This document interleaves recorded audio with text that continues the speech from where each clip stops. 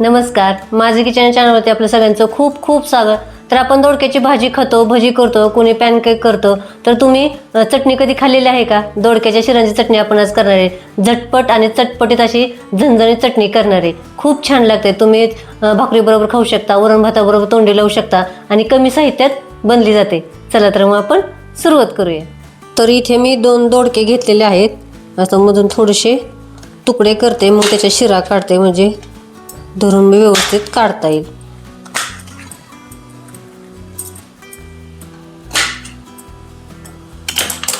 तर असे एवढे साईजचे तुकडे केले तर आपण त्याच्या शिरा काढून घेऊया. या शिरा असतात. छान अशी चटपटी चटणी लागते, मस्त लागते एकदम.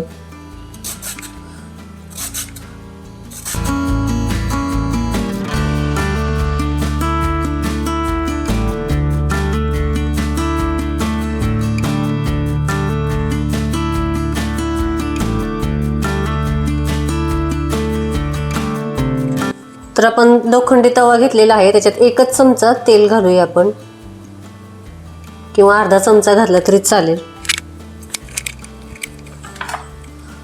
तर आपण इथं दोडक्याच्या शिरा काढल्या होत्या ते घालूया.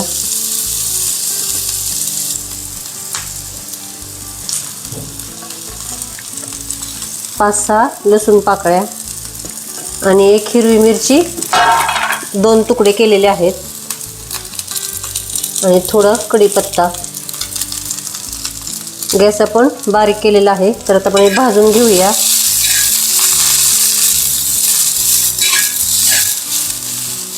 तुम्ही चटणी म्हणू शकता किंवा याला ठेचा पण म्हणू शकता.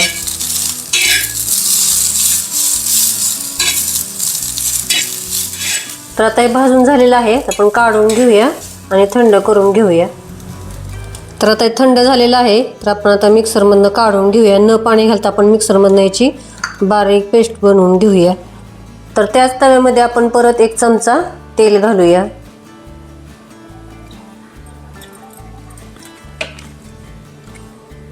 त्याच्यात आपण अर्धा चमचा जिरे आणि हे मिक्सरमधनं आपण बारीक केलेलं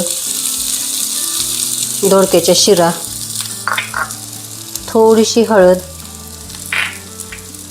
चवीनुसार मीठ आणि 1 चमचा लिंबाचा रस.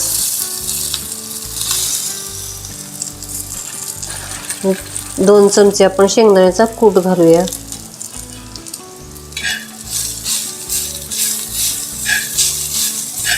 तर 2 ते 3 मिनिट आपण आता हे फक्त परतून घेऊया.